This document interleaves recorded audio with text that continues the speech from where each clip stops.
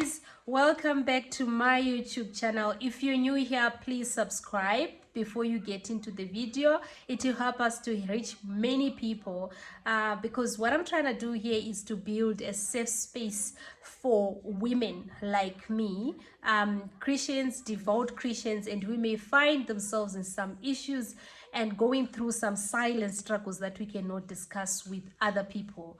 So on this channel, I'm just starting with sharing my IVF journey. And the reason why I'm sharing really is to support other people, other women that may be struggling with infertility and really struggling between faith and infertility, and really being stuck with the decision of whether to wait for God, or to explore other alternatives. And if, for example, exploring other alternatives is an indication that you have failed to trust in God. So I'm just there to share my journey and my experiences, and hopefully someone can actually be helped. So if you're here, welcome. I appreciate you being here. So this is just a follow-up from the video that I did last time. If you have not watched that, please watch that video. In this video, I'll be talking about things that I wish I knew before I started my IVF journey, things that I wish someone had told me, things that I wish, someone had sat down with me. It would have really saved me a lot of effort, a lot of time, a lot of tears. But anyways, hopefully and thank God you've got me, and I'm going to give you all the support. That is, if you're here and you are that person. Anyways, let's get into the video. I will start with number one thing that I wish I knew is that IVF is not easy. That's the first point. I touched on it just on surface in the previous video that I did. IVF is really not easy. It's not just about the money. It's just being prepared emotionally, mentally, spiritually, and physically. IVF, especially on a woman, it's really, really hectic. Because IVF, the process from the beginning to the end, the treatments, the procedures, everything up to that day when you have your transfer, it's a journey that you need to be mentally prepared for. You need to be mentally prepared for it, spiritually prepared for it, and also financially prepared for it. So I wish someone had told me that. I would have gone, especially emotionally prepared, because when I started my journey, I had so much expectations. It was the excitement. Once I had prayed about it and I knew this is my journey, this is God has got my back, and I was really comfortable from that perspective. But I wish I knew what that meant and what was awaiting me, from just a mental perspective as well as physical. There's a lot of injections that you need to be injecting yourself. Like I said, I'll get into that detail and you really understand. Right now, last time I know I was showing people like a huge box of medication and injections and syringes and everything. And that's part of my journey. So I wish I knew. And then, emotionally, I think it would have really helped me to know that it's not just about the excitement. It's not about just the hopefulness of knowing that I'm trying something new. At least now I can look forward to something. But it's also about just being mentally prepared, knowing that this is not an easy journey. So that's the main thing that I wish I knew. Number two, of course I had an idea, but honestly, I wish I knew how expensive IVF is. IVF is very, very expensive, not only in Africa but the rest of the world. IVF is very expensive, especially if you have to go the private route. I'm not so sure about the public route. Hopefully on this channel I'm also be engaging some other people who have done the IVF through the public, done it through the public sector. Then maybe they will share their journey. But for me, I did it through the private facilities. So it is very expensive. I knew that like in South Africa, there are so many private fertility clinics that are there and hospitals. But if you do your research, I know back then when we did it like almost 2 years ago, the range was around 150k upward. And the facility that we used, I will talk about it in the next video. I had done a lot of research, and honestly they were the cheapest. I'm just saying, based on the research that I did, there may be other cheaper ones there, but they were actually the cheapest, and they were in the range of that time around 75 to 120k range. And one thing that I wish I knew, or that I need you to know, is that that cost is not all inclusive, right? That's just for the procedure. There are so many things that are not included in that cost. For example, for us, I know that when we started, it was around, they would say 65,000 up. But by the time you're done, you find yourself you're over in 100 something K, because there's almost like 40-50K extra for other things. For example, your first consultation, like I said, it's almost 3K. I don't know now how much it is. It's almost 3K. And then after that, they always recommend additional procedures that you're looking at between 15 and 18K. And that time it was, but that is back then, and that is not included in that full, like that other amount, that huge amount. It's actually an extra as well. And then there are other things like your medication, your injections. I know that there is another injection that I used to take, and some pills and everything, and those things, they would cost me like 600 rand back then, and they will only last for 4-5 days, and that cost was not included in that overall cost. Then there is also the scans that you need to be paying for, because you'll be going for scans, guys, like and you need to be paying that out of pocket as well, those follow-ups. And there's so many other things. So whatever amount that you're given, just budget 20-30 plus K for that. Plus, also one thing that I need you to know, I think I mentioned in the other video, is that in Africa, or I think even in the West, wherever in the world, there's no risk sharing. There are some facilities, maybe they may offer that, and by that I mean, if for example you pay like your 100,000, right, for your procedure, and then that doesn't work, and when you want to do it again, you have to pay another 100, because it's a new procedure. So there's no yeah, so that 100 initial 100K, it's just water under the bridge. So basically, those are another thing that I wish I knew in terms of just the financial bit of it. That of course I had an idea, but I never really knew how much that financially straining that is.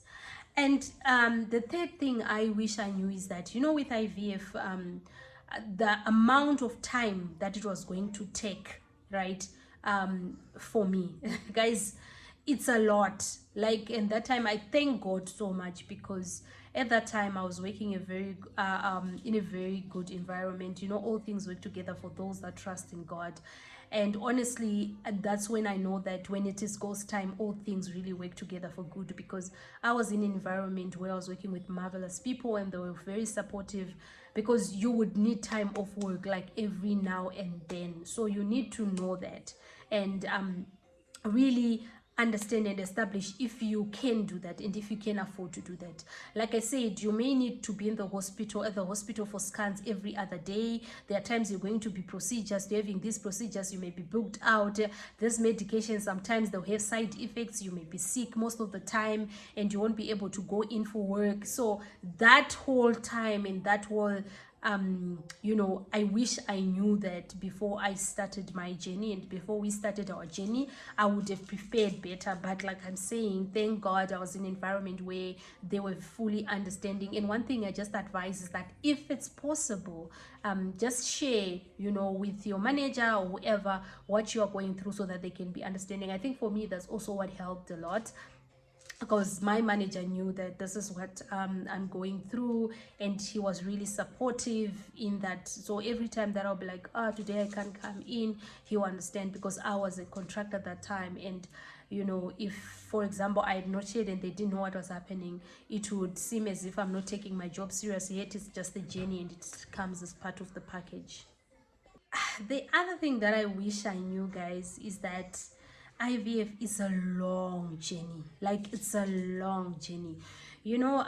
Some people think that, okay, so with IVF, I'll just make my decision today and say I want to do my IVF, and then you go in and that's it, right? And then maybe 3 months later, boom, boom, boom, you've got a child. Sometimes some people take even up to 3 years, guys, and it's real, honestly, because it depends as well with the kind of treatment that you are on, and also like your plan. I think I mentioned in the other video that for some, you may be put on contraceptive pills for 3 months to 6 months, just to try and regulate your cycle. So that means that's 6 months from your whatever timeline that you might be having. And also there's a lot of procedures. You may need your body to heal, etc, etc. So it does take a lot of time. Don't go in there thinking it's a quick in quick out journey. No, be prepared, be patient. It needs you to be very, very patient with yourself, with the people that are help you, as well as with your body. You need to be very, very, very patient with your body and with your partner, etc, etc. The other thing, so there's a lot, so I do hope that someone is may just actually be helped from this. Another thing that I wish I knew before I started my journey, before we embarked on this IVF journey, is just the need to have research. And I always tell people this. I found it out earlier that with IVF, don't just go in there like, I don't know anything. Do your own research. Honestly, guys, this is very important. Do thorough research. I would laugh with other people and I tell them that, the way I know these things, hey, honestly, I'd be a fertility specialist, because do a lot of reading, watch a lot of vlogs, of videos on YouTube.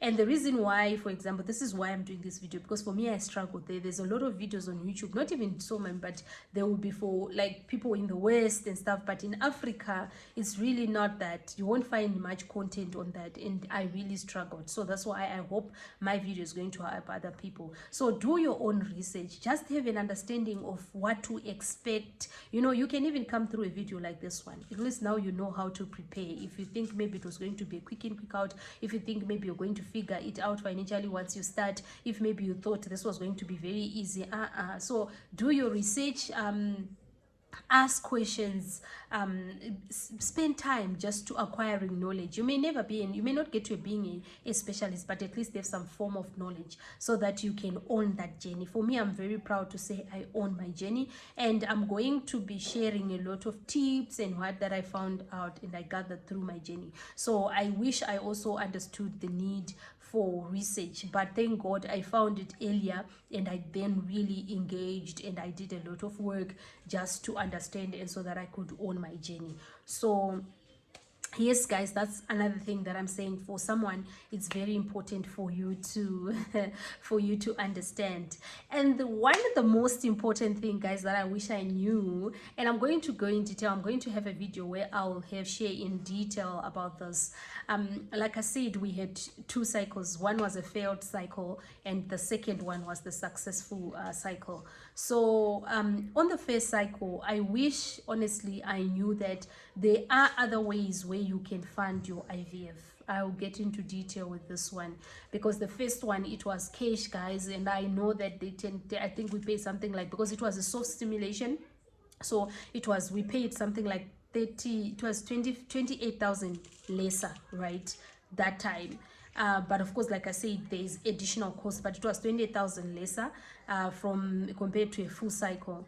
And we paid that out of pocket, and by the time we were done, I think we were almost in 100 something K, and with that procedure did not it was not a success, so we had to start afresh. And I thank God, because I had a colleague of mine who had gone through the same journey, and she kind of guided me and advised me to say, Shelter, there are other ways you can fund your IVF.